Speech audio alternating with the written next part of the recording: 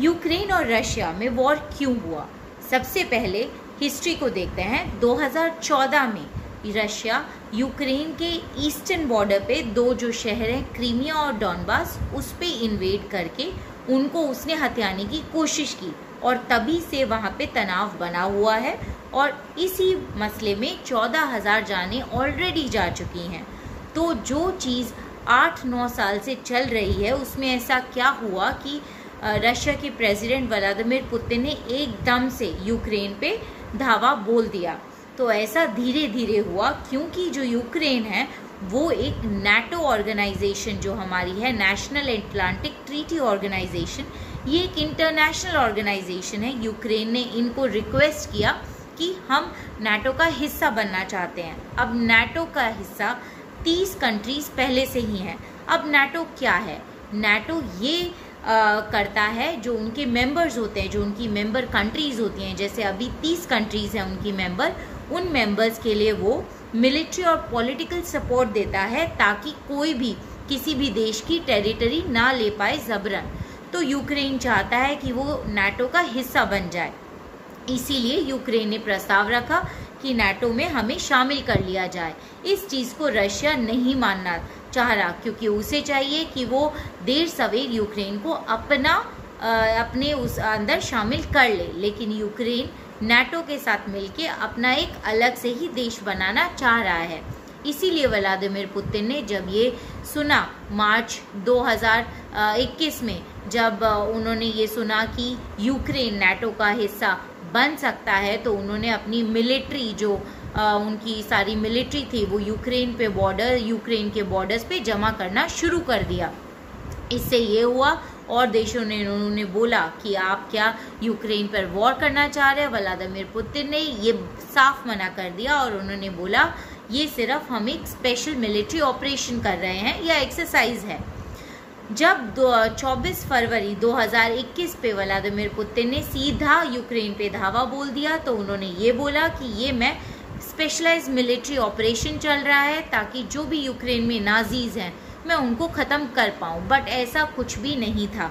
उन्होंने सिटीज़ जो सिविलियंस हैं वो भी वहाँ पे फंसे रहे, इंडियन स्टूडेंट्स भी फंसे रहे जो अपनी कंट्री में वापस आना चाहते थे। इसीलिए जो ज़ेलेंस्की हैं, जो यूक्रेन के प्रेसिडेंट हैं, उन्होंने वहाँ पे मिलिट्री लॉ लगा दिया और सारे अपने सिटीजन्स को इवैक्यूएट करने की कोशिश की। इस चीज़ को सारे देशों ने बहुत ही गलत माना। इसीलिए रशियन प्रेसिडेंट जो व्लादिमीर पुतिन है उनसे सब लोग ये बात कर रहे हैं कि ये बहुत गलत है, लेकिन व्लादिमीर पुतिन ये बार बार कह रहे हैं कि जब तक यूक्रेन ये ना बोले कि वो कभी भी नाटो ऑर्गेनाइजेशन का हिस्सा नहीं बनेगा तब तक ये वॉर चलता रहेगा। पुतिन ने ये सोचा कि ये वॉर तो वो 2 दिन में ही जीत जाएगा, लेकिन इस वॉर में ये तीसरा हफ्ता अभी चलने वाला है, मतलब इस वॉर को ऑलरेडी 19-20 दिन हो चुके हैं। तो पुतिन ने चाइना से भी हेल्प मांगी, लेकिन चाइना को और देशों ने ये सावधान कर दिया कि अगर वो रशिया की हेल्प करेगा तो उसके लिए ये बिल्कुल भी अच्छा नहीं होगा। इसीलिए चाइना अभी न्यूट्रल है और वो पुतिन की हेल्प के लिए आगे नहीं आया है। दो नाटो ऑर्गेनाइजेशन है वो बेसिकली यूएस उसमें यूएस जो है उसमें बहुत ही बड़ा रोल कर रही है, इसीलिए यूएस इन चीज़ों को देख रही है। लेकिन रशिया के प्रेसिडेंट पुतिन बैकआउट करने के लिए बिल्कुल तैयार नहीं है।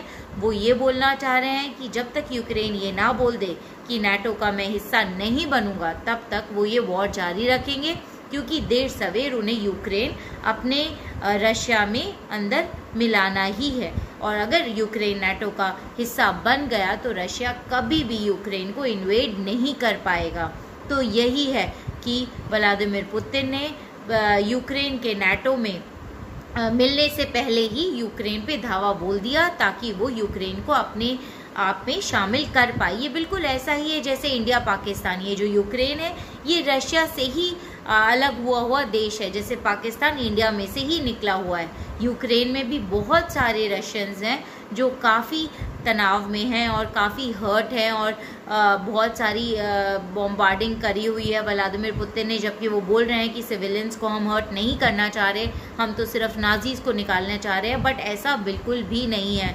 पूरी की पूरी जो यूक्रेन है कम्युनिटी है वो काफ़ी ही हर्ट है। और जो डेवलपिंग कंट्रीज़ है, इस पूरे वॉर से जो डेवलपिंग कंट्रीज़ है लाइक इंडिया, इनके पास जो ऑयल और गैस रशिया और यूक्रेन देती है उसके अब भाव बढ़ जाएंगे। क्यों? क्योंकि यहाँ से अगर हमें ऑयल गैस नहीं मिलता है तो ज़्यादा रेट्स में हमें और लोगों से लेना पड़ सकता है। तो इसीलिए इस वॉर की वजह से पूरी की पूरी मैनकाइंड को इसका भुगतान करना पड़ेगा, क्योंकि ये व्लादिमीर पुतिन जो प्रेसिडेंट है रशिया के, वो बैकआउट नहीं करेंगे जब तक यूक्रेन ना बोल दे कि मैं नाटो में शामिल नहीं होऊंगा। तो इसीलिए ये वॉर ऐसे ही चलता जाएगा जब तक कि कोई इसका सोल्यूशन नहीं निकालेगा। और 2 दिन पहले ही चौथी पीस जो कम्युनिकेशन है वो हुई थी रशिया और यूक्रेन में। उसके बाद भी उनका यही कहना है कि जब तक यूक्रेन ना बोल दे कि वो नाटो का हिस्सा नहीं बनेंगे तब तक ये वॉर बंद नहीं होगा।